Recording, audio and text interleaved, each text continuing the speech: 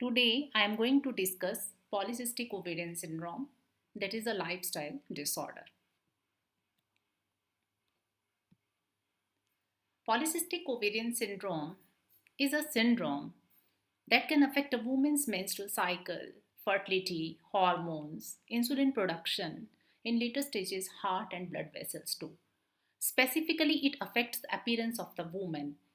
Most of the women goes obese and they have hirsutism. That's why they seek medical advice because that is the foremost thing that compels them to go to the doctor. But doctors sometimes ignore the symptoms, just saying that or leveling that this is a lifestyle disorder, improve your lifestyle. But doctor should be sympathetic towards the patient. He or she should find out the fault in her lifestyle. She or should inquire about the lifestyle of the patient, that whether she is doing exercise, what kind of food or dietary habits she is having, so that a realistic advice can be given to the patient. Polycystic ovarian syndrome, at first diagnosed as polycystic ovarian disease by Steen and Leventhal, when they noticed the cystic appearance of the ovaries in some patients. Later on, it has been diagnosed. A lot of systems are involved in this disease. It is a metabolic disorder too. That's why the name has been changed to polycystic ovarian syndrome. But this name is also centered towards the ovary only because a lot of cysts are there and other main features of the syndrome are not incorporated in this name. So that's why HAPODS, that is hyperandrogenic persistent ovulatory dysfunction syndrome, this name has been proposed by the scientists. So it is a disorder that is characterized principally by Rotterdam criteria. That is the criteria that has been finalized to diagnose the polycystic ovarian syndrome. The woman with polycystic ovarian syndrome must fulfill two out of these three criteria to label that patient as PCOS. That is oligo or anovulation, hyperandrogenism, may be clinical or maybe with lab investigations, or polycystic ovaries in ultrasonographic picture.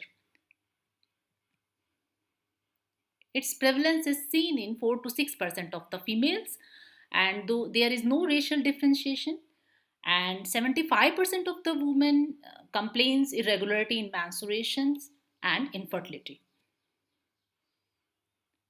25% females came to the OPD just for seeking explanation for amenorrhea, 90% females with oligomenorrhea, and 90% with hirsutism, and 33% females with infertility.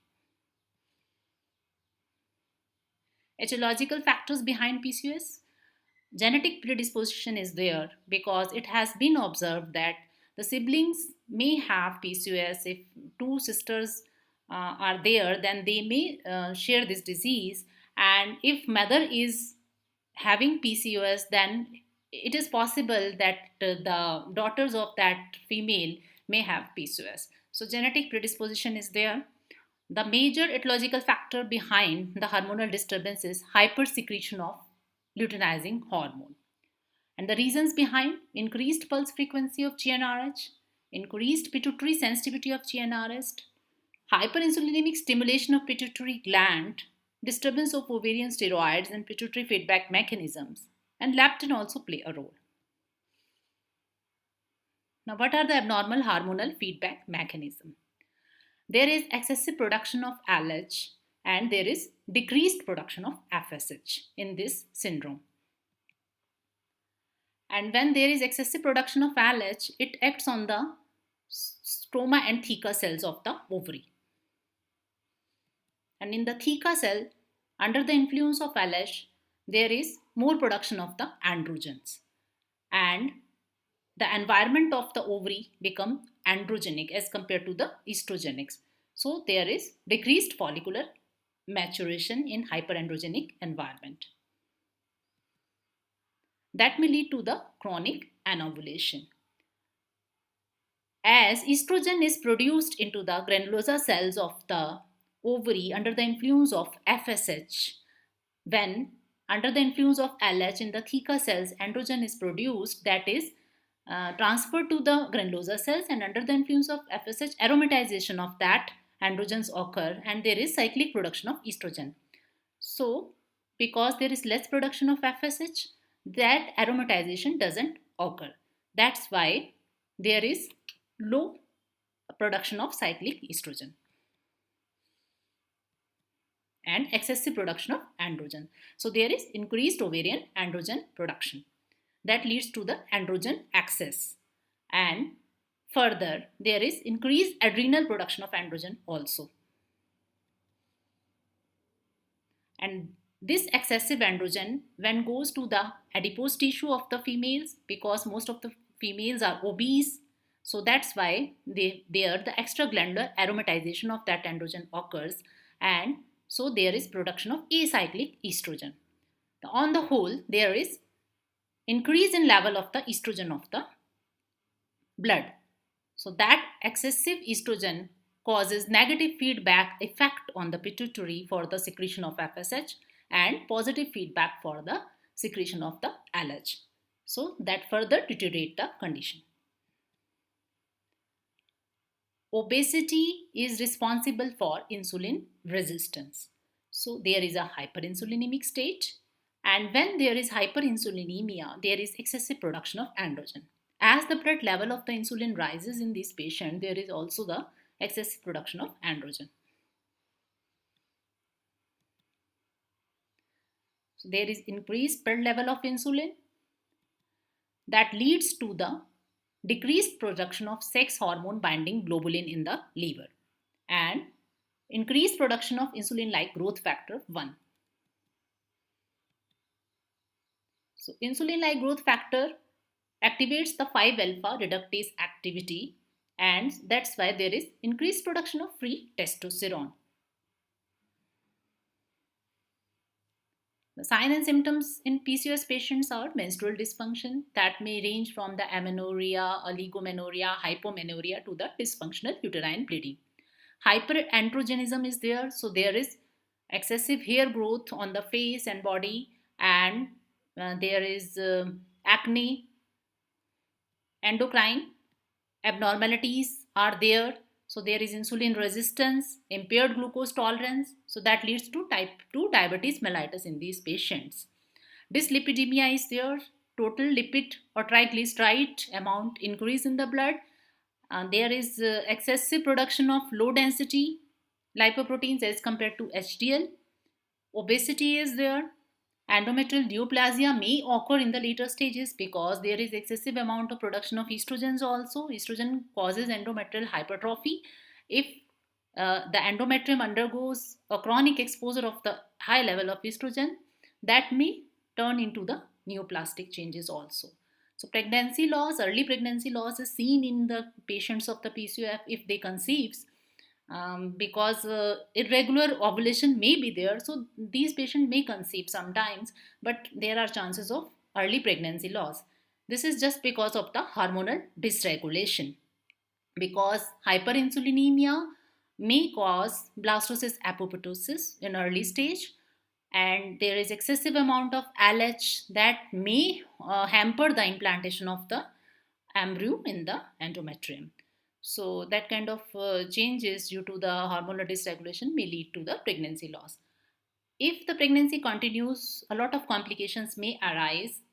These patients are more prone to gestational diabetes, hypertension, preeclampsia, eclampsia that lead to the intrauterine growth restriction and preterm labor. So these kind of complications may arise in these patients. These are the clinical features. Menstrual disorders are there, obesity, androgenization, and infertility. This slide shows the picture of polycystic ovary, cut section of the polycystic ovary. This is the ultrasonographic picture of the polycystic ovary. Acanthosis nigricans.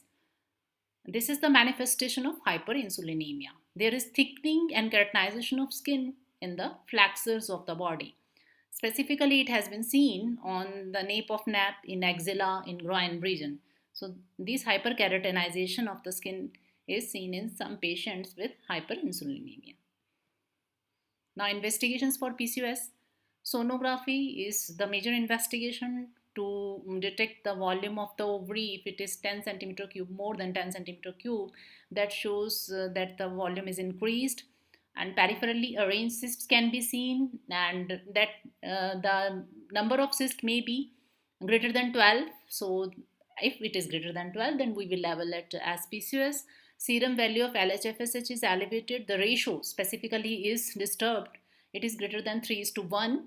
Reversible estradiol estrone ratio, because there is peripheral aromatization that leads to the estrone production. So there is more estrone production as compared to estradiol that is usually produced in the ovary.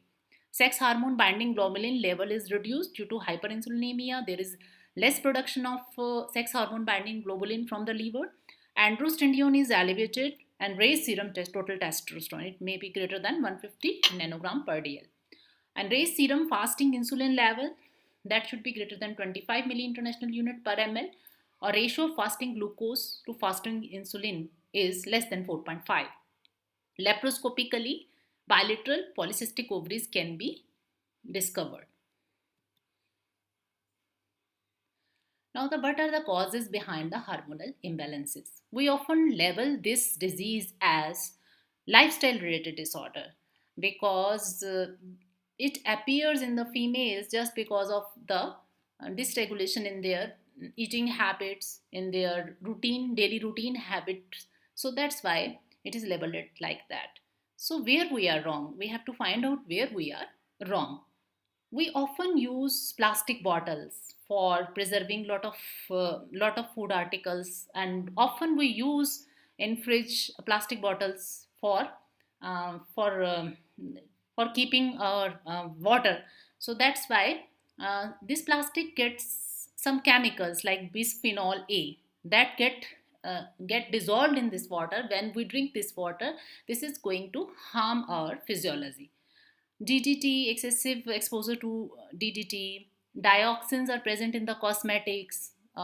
Most of the females are using cosmetics whenever they go outside and when they attend the functions. So, it is my humble request to everyone that they should remove the makeup while returning from that function or returning from the office, and in the home they should remain makeup free to prevent the harmful effects of these cosmetics. A lot of use of detergents with naked hand, a lot of chemicals get inside our body through skin by use of these detergents also. So we should be cautious about that also. A lot of foods we are eating that contains a lot of sugars. So excessive use of sugar is going to dysregulate the metabolism of our body, or excessive use of carbohydrates. We often use the white bread, that is the combination of gluten and sugar. It causes inflammation in our body that is going to put stress on the adrenal glands, because to combat inflammation, cortisols are released from the adrenal glands. So adrenal glands has to do a lot of function to combat that inflammation. So inflammatory food we should avoid, because that will put stress on our adrenal glands and going to dysregulate the functioning of the other other glands also. So stress also increases the level of cortisol, because a lot of women are working nowadays. They are living in a stressful life. They have to keep balance between the home and the office. That's why a lot of stress is there. That increases the cortisol level. So it again going to put pressure on the adrenal gland, and adrenal gland has to steal vital nutrients from thyroid in order to manage that stress condition. So that is further going to dysfunction the thyroid secretions or thyroid hormone. And when there is dysregulation in the thyroid hormone, a lot of menstrual disturbances are seen in women. And when there is dysregulation in thyroid, definitely the pituitary also going to affect.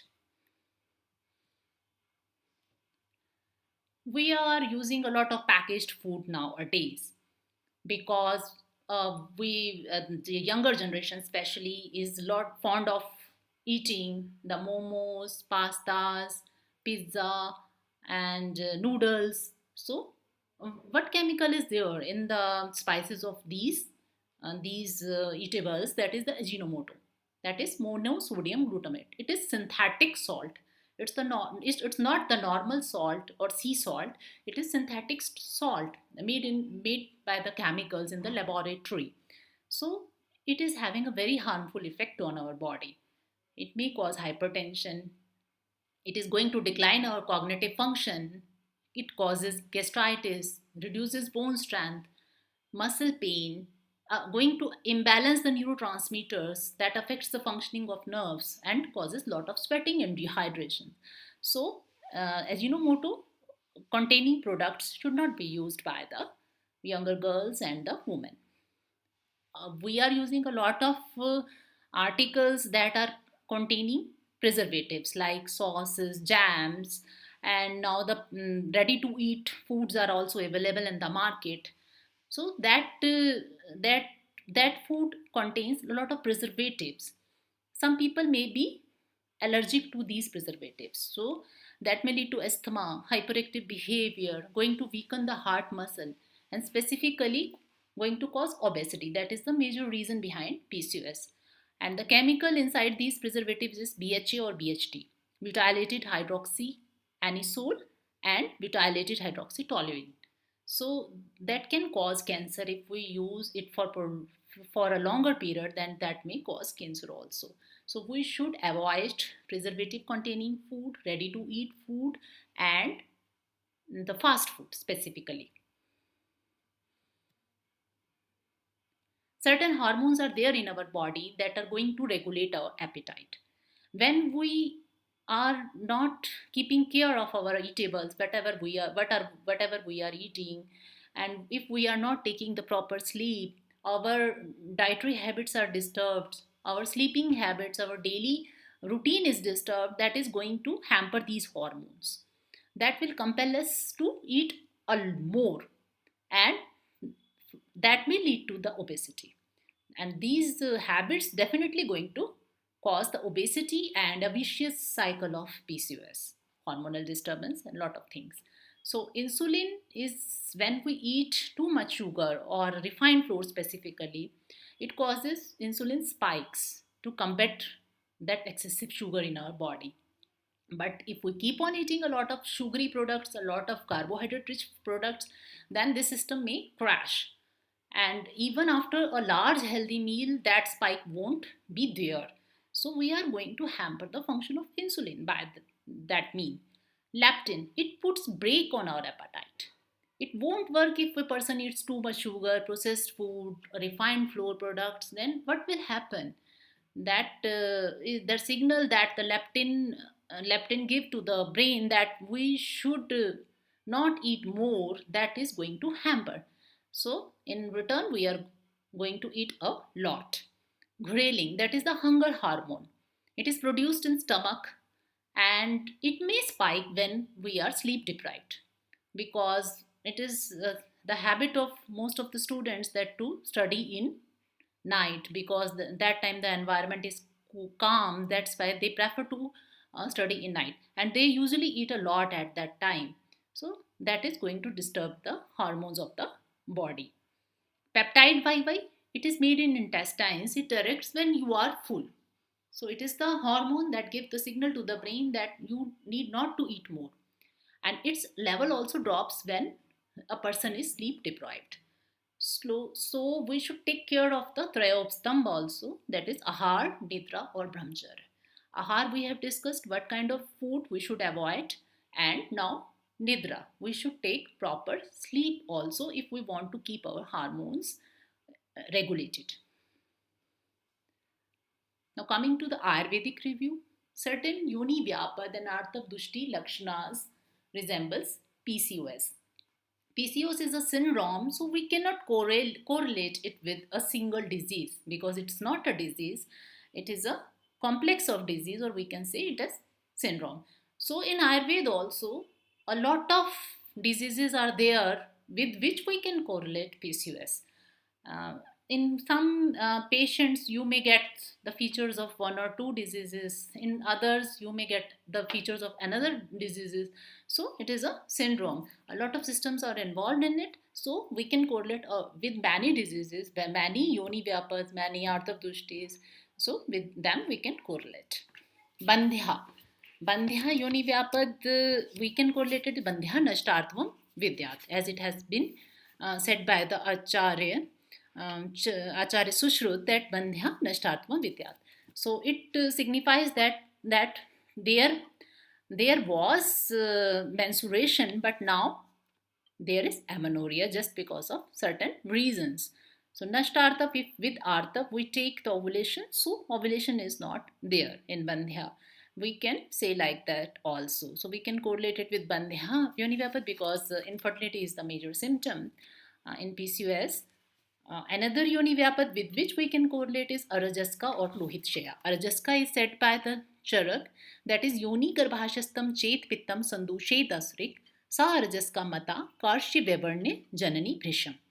So the specific feature in it is karshi vevarne, and it is Pittaj disease, and Acharya Vagbhat said it as Lohit Kshaya, and it has been said as Vataj and Pittaj disease by Acharya Vagbhat.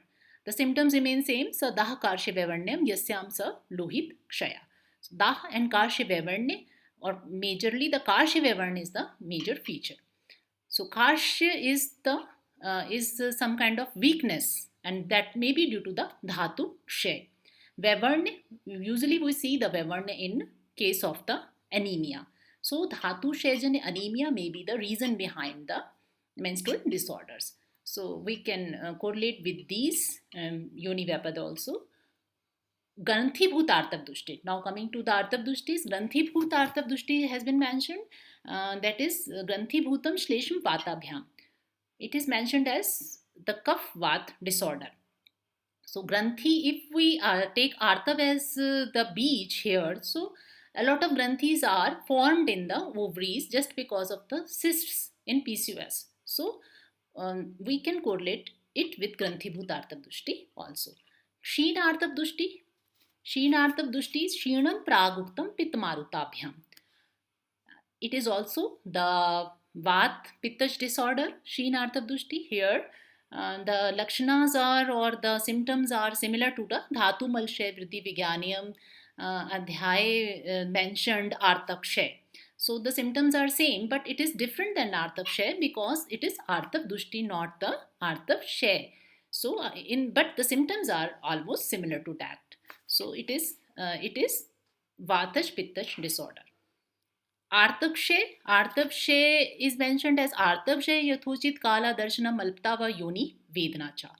So Yathochit Kala Darshana Malpta means oligomenorrhea, irregular menstruation, hypomenorrhea. We can correlate with anyone. So Ksheen Artabdushti or Artakshay, that are almost the symptoms are the same. Nashtartab or Anartab. Dosher Avrit Margtvad Nashati Istriya. Mentioned by the Sushrut means there is the avaran that is responsible for the amenorrhea, and the doshas that are responsible for that mentioned by Vagbhat, Vat Kapha Avrit Marganam Tab Apravartamanam. The marg is obstructed by Vat and Kaph that lead to the amenorrhea. So Nashtartab or Anartab, that is Vat Kaphaj disorder mainly. Pushpagani Jatharani, we can correlate the symptoms with Pushpagani Jatharani also. Vritha Pushpam tu ya nari yatha kalam prapashyati. Sthul lomash gandava putragni soapi revati. It means there is anovular menstruation associated with hirsutism. And that kind of features are present in PCOS. So Pushpagni Jatharani can also be correlated to the PCOS. Now, etiology behind the PCOS. Mithya Acharan, because a lot of yoni vyapats are responsible for symptomatology of PCOS, so the etiological factor remains same as for yoni vyapat. Mithya Acharan, that is abnormal diet and mode of life. Abnormal diet because this is just because of intake of lot of calories that may lead to the obesity. So we can think it as a संतर्पण जन्य व्याधि also. तो संतर्पयति यह स्निग्ध मधुर गुरु पिच्छिल है. Excessive use of स्निग्ध मधुर गुरु पिच्छिल आहार नव अन्य नव मध्यश मासेश Anoop वारिजय. Excessive use of the new grains, new alcohol and the meat गौर से गौर डिकेश चान्ने पौष्टिकेश च अति मात्रशा. Excessive use of the milk products and sugary products like gur etc.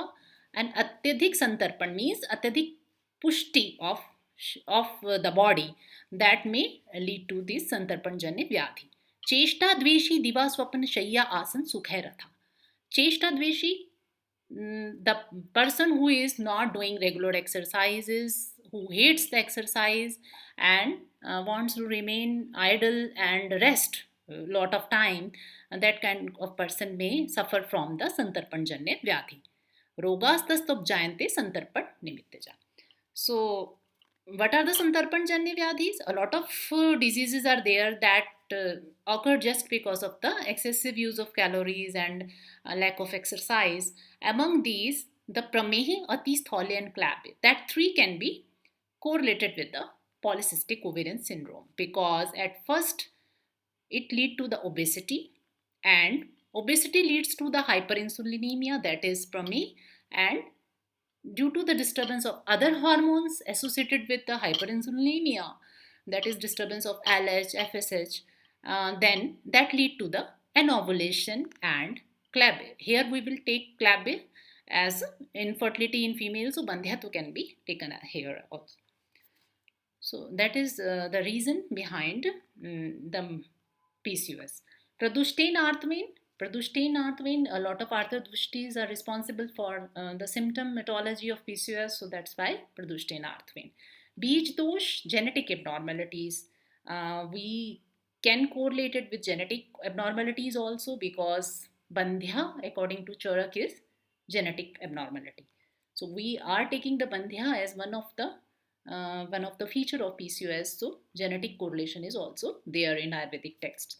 That how this disease starts, still it is uncertain. So that's why DAV we can consider like this, because etiology, from where the etiology starts, it is not yet clear. Now, Samprapti Ghatak, Tridosh is responsible for the etiopathogenesis. So Vat Pradhan Tridosh. Dushya Rasrakt, Srotas Artavya, Agni, Mandagni, because there is disturbance of metabolism. Srotodushti is Sang and Vimagaman. Vyadhi mark is Abhyantar Roop mark. Pratyatma Lakshan is Anartha and Sheenartha. Now the Samprapti, according to Ayurveda, what is the pathogenesis of disease? Nidan, Mithya Ahar Vihar, Pradushtartha, Bij Dosh and DAP that lead to Vatpit Prakop. Vitiates Rakt in Yoni and that lead to the Sheenartha Dushti Arajaska Lohit Shaya Yoni Vyapat. That is the symptoms of polycystic ovarian syndrome. And there may be Visheshan of Apan Vayu Pratilom Gaman, Visheshan of Saman Vayu, that leads to Agni Mande. So there is Dhatva Agni Mande. So due to Dhata Agni Mande, there is Ras Dushti and then Medo Dushti also. So Ras Dushti leads to these two hormonal disturbance, because from Ras we can take the hormones of the body also. So altered pulsatility of GnRH, and there is increased production of LH as compared to FSH, and all hormonal disturbances just because of this disturbance. Now Dhatvagni Mande further leads to Medo Dushti, Medo Rog or obesity just because of the Medo Dushti, and abnormal lipid profile that is seen in these patients, and that is also the symptom of polycystic ovarian syndrome. Now Vatkaf Prakop is also responsible for certain symptoms. So Artav Sroto Marga Avrodh is there just because of Vatkaf Prakop. So Artav, if we take Artav as ovum, then there is an ovulation and polycystic ovaries, Ganthibhutartha, and that leads to the infertility. If from Artav we take menstrual blood, then obstruction in channels carrying Artav is there, so that leads to amenorrhea, oligomenorrhea and Nashtartav. So all these doshas, three doshas, are responsible for in a different manner in the symptomatology of polycystic ovarian syndrome. Now, coming to the management, how we can manage. As dietary modification is required, low glycemic index food should be advised to the patient because hyperinsulinemia is there. Space out the carbohydrates during the day. A lot of water is required to flush out the toxins from the body. For heart health, limit the foods high in saturated and trans fats like red meat, whole milk, dairy, butter, chicken, skin, fried foods, rich desserts, etc. Whatever etiological factors are there behind Santarpan Janya Vyadhi, that etiological factors should be curtailed. So all these things are mentioned in Santarpan Janya Vyadhi. So we should avoid these things in this disease. Select monounsaturated fats like olive oil, canola oil, the coconut oil, mustard oil. A lot of nuts should be advised because that contain omega-3 fats, flax seeds. They are heart friendly too. Exercise should be advised because weight reduction is the major thing that is required to cure the disturbed metabolism in these patients. So have fruits and vegetables at least 5 servings a day to increase the immunity of body because a lot of trace elements and a lot of vitamins are required for the normal metabolism, so that should be advised to the patients because the fruits and vegetables are the rich sources of these trace elements, vitamins and minerals. Now a lot of products are a lot of medicines are available in the market that contain myoinositol and d-chiroinositol. That has been claimed as that causes the ovulation in the patients and going to reduce the insulin level of the patients. So myoinositol is required to cure the metabolism. But what are the dietary sources of these myoinositol and d-chiroinositol? It is also labeled as the vitamin B8. So these are the dietary sources: meat, egg, fruit sources like oranges, peaches, pears, potassium-rich food like banana, whole grains, legumes, sprouts, bell peppers, tomatoes, potatoes, asparagus, green leafy vegetables, nuts and seeds. So overall, we should advise a balanced diet to the patient that is going to provide every nutrient that is required to cure the metabolic disturbance. Now, the vitamin D role is very crucial in the PCOS because it controls follicular development by altering the AMH signal, FSH sensitivity, and progesterone production in human granulosa cells. So, it is very important vitamin, and it has been seen that the vitamin D deficiency in women with PCOS is about 67 to 85%, with serum concentration less than 20 nanogram per ml cube. So that's why vitamin D supplementation is very much required in these patients because it also maintains glucose hemostasis and there is presence of specific vitamin D receptor on pancreatic beta cells. So vitamin D is going to regulate the functions of the pancreatic beta cells and production of insulin also. Yoga asanas can be recommended to the patients of PCOS. Especially the pranayams for the PCOS are Kapalbhati, Anulom Vilom, Ujjayi, ocean breathing, that is called ocean breathing. That should be advised to the patient because that is going to act on the pituitary and going to regulate the hormonal production. Shavasana, because anxiety is the major factor behind and the further deterioration of the PCOS symptoms. So Shavasana is going to relax the patient, so that should be advised. Besides it, Sarvangasana, Matsyasana, Ardhamatsyasan, Paschimottasana, Surya Namaskar, Ustrasana, and another backward bending asanas should be recommended because that are going to act on the local genital organs and going to regulate the functioning of that organs. Panchkaram therapy is the mainstay in the management of the PCOS nowadays. Being Ayurvedic practitioner, we should use the Panchkaram therapy in PCOS patient because I am also using and I am getting very good results. So after Snehan and Swedan, Basti is the main treatment of PCOS. As causative factor is Vat, so vitiation of Vat. And for the For the pacification of Vata, Basti is the major treatment. Matra Basti, Uttar Basti, all these Bastis are highly efficient. So at first Snehan and Svedan is required. After that, we should go for the Panchkaram. In obese patient, we can do the Vaman also because Kaph Prakop is also there. So that's why the Vaman is also helpful in that patients. Now the question arises whether we should use Panchkaram as a whole with Virechan to all the patients of the Arthav Sheh. Arthav Sheh, because in all these patients only, most of the patients shows the oligo and hypomenorrhea or amenorrhea. So whether we should go for the Virechan or not. This is the major question. Because two opinions are there in front of us by the Acharya by the Dalhan Tikakar and Chakrapani Tikakar. Acharya Sushruth has said Tatra Sanshodhanam Agneyanam cha Dravyanam Vidivat Upyoga. While mentioning the treatment of Arthav Sheh, he said that by the use of the Agne Dravya, we can do the Sanshodhan of these patients. But Dalhan has opinion that the Sanshodhanam ihim samanyam iti kechit Sanshodhanam if vamanam na vireka ityapare. The Dalhan Tikakar said that we should use Vaman, not Virechan, because Virechan is going to expel the pith from the body. So here Arthav and Pith are having the same lakshanas. So we are further going to lessen the pith quantity, and Arthav Sheh may further deteriorate. That kind of opinion is claimed by the Dalhan Acharya. But simultaneously, Chakrapani Tikakar has said, Tatra Sanshodhanam Ityen Srota Shuddhyartham Shodhanam. Tach Vamanam Virechan Cho Urdhvam Atah Srota Shuddhi Kartaya. We can use both Vaman and Virechan because here we can take Virechan as a Srota Shuddhikar, as a Shuddhikar.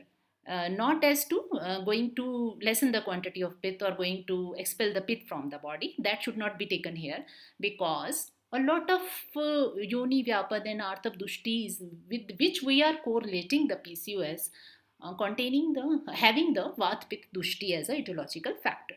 So that vitiated dosha we have to expel out of the body. So for sroto shuddhi we can use virechan also in these patients.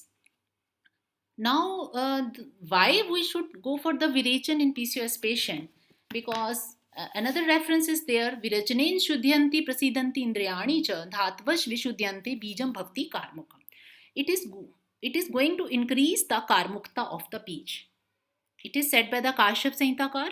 So, where here the anovulation is there, if we want the ovulation in the patient, specifically if the patient is there for the treatment of infertility, then Virechan is going to play a major role in these patients. So, I am very fond of doing the Virechan because I am getting very good results in those patients, especially in infertility patients.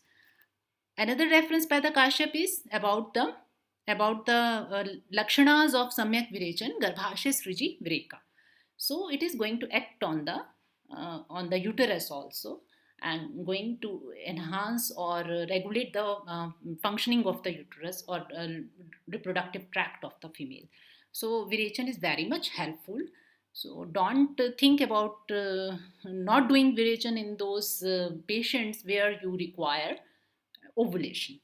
And just because of that there is oligo or hypomenorrhea, that is not the reason behind refraining from Virechan.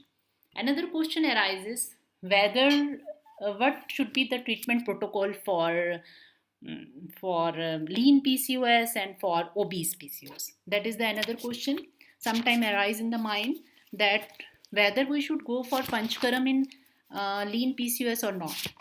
But the definition is different according to the Ayurvedic point of view and the modern point of view. Because in modern, the lean PCOS is that PCOS patient who is not obese, we can say, who is not obese or maybe having the normal BMI. So there is difference in treatment management of the obese PCOS and lean PCOS. because in obese PCOS the weight reduction is the major treatment, but in lean PCOS weight reduction is not required. Rest treatment will remain same, because in obese patients the hyperinsulinemia is just because of the peripheral resistance. A lot of fat is there that leads to the hyperinsulinemia, while in lean PCOS, there is innate tendency, maybe the genetically hereditary tendency for the hyperinsulinemia. So, in that patient, there is no benefit of reducing the weight because already they are in the normal BMI. But according to Ayurveda, the lean means if we take as Karsha, because the two things are there, and Ashtonindit Purush, two things are mentioned, Sthalya and Karsha. So we have to consider the both the thing, Sthalya and Karsha, while prescribing treatment to the patient.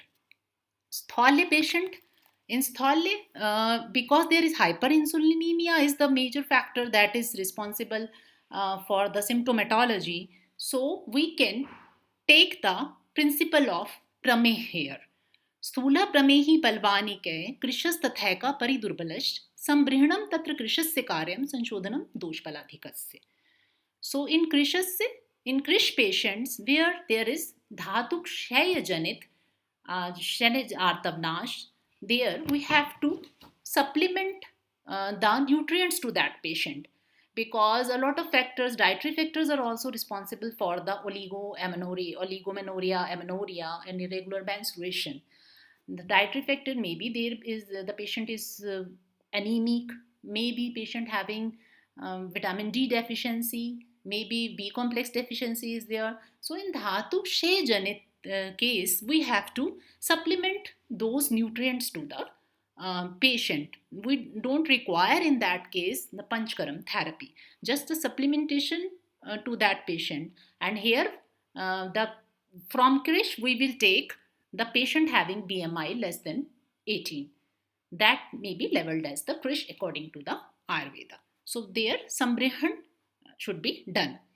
But in obese patients, where the BMI is more than 25, then there we can do Sanshodhan. Even in the patients having the normal BMI, we can do the Sanshodhan also in those patients, because specifically the virechan, because an ovulation is there, the hormonal disturbance is also there. Whether they are lean, still there are a lot of hormonal disturbances are there. So that's why the Panchkaram therapy we can do in that patients also. From lean or from the Krish according to Ayurveda, that the patients we should take that are having BMI less than 18. For them, Panchkaram is contraindicated. In those cases where dhatu selections are there, we have to go for the Sambrihan therapy. Now the medicinal treatment, at first we have to clear the obstruction. There is an ovulation, multiple cyst formation. For that, Kanchana or Gugul, quite helpful. Decoction of Patha Trayushan, Vrikshak, or Patha Trikantak and Vrikshak. This is the treatment of Granthibhut Artabdushti, so it is also beneficial. Castor oil packs 4 per week for 1 hour for up to 6 months on the infraumbilical region that can be applied. For normalization of metabolism, Indian Mira, Fennel, Fenugreek, Tricottu, Trifla, Arjun are useful for reducing excessive weight. Ashok Churn, Dashmul, Ashwagandha, Shatavari, Shatpushpa, Lasan. Shatavari, Shatpushpa, Lashun we can use as in a culp form. For example, if we take Lashun, then start from the 1 kali of the Lashun and increase the dose from 2, 3, 4 kali up to the 10, and then go decrease the dose. So in that way we can make kalpana, and that is very beneficial, specifically in the infertility patient, because Shatpushpa is having the proved efficacy to cause ovulation. So that's why Shatpushpa can be used like that also. So Yograj Gogul, Chandraprabhavati, Poon Chandroday Ras, it contains the Kajli with Swarn, and that is given Mardan with Karpas full ras and Kumari Swaras. So that's why it is very much beneficial in the patients of PCOS also. Kanya Loh Adi Bati, that is also beneficial because Kumari is who having proven efficacy for the PCOS patients. So goal of these drugs are for reducing circulatory androgens, optimizing ovarian function, supporting optimal endocrine function. Mundi Churan is also very much helpful in reducing the androgen. Assist cleansing by using the Triphala to help to clean the bowel. Nitya Virichan can be given to the patients by using Triphala, Viptikar Churn, Haritki Churn, or you may use the castor oil for Nitya Virichan. For to regulate Artab Dhatu, if there is delayed periods or very scanty periods, then cool decoction made with black till, shelu, karvi mixed with jaggery can induce menstruation. And use of powdered leaves of Jyotishpati, Swarjikasha, Rajika, Ugra, and stem bark of Asan with cold water, and that may also induce menstruation. And use a properly prepared decoction of black tills mixed with jaggery that can cause menstruation. As there is decreased sugar tolerance and hyperinsulinemia is there, to combat that, half to three-fourth teaspoon of cinnamon with every meal helps to keep insulin and blood levels under control. Taste of 21 leaves of neem, bale, and tulsi at breakfast time may reduce insulin resistance. Soak 1 teaspoon of fenugreek seeds at bedtime in a cup of water and take this water first thing in the morning. Despite it, Karela, Gudmar, going to reduce the fasting in postprandial sugar levels. Exercise enhances tissue sensitivity to insulin. So exercise should be advised to the patient.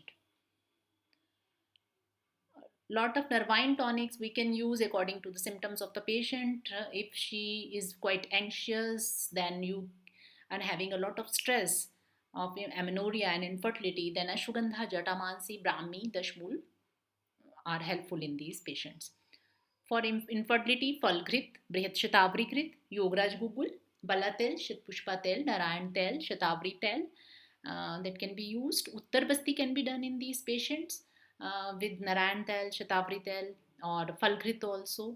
So, Pook Pak can be used in these patients. So, these are the medicinal treatment that are mentioned for the polycystic ovarian syndrome. Thank you.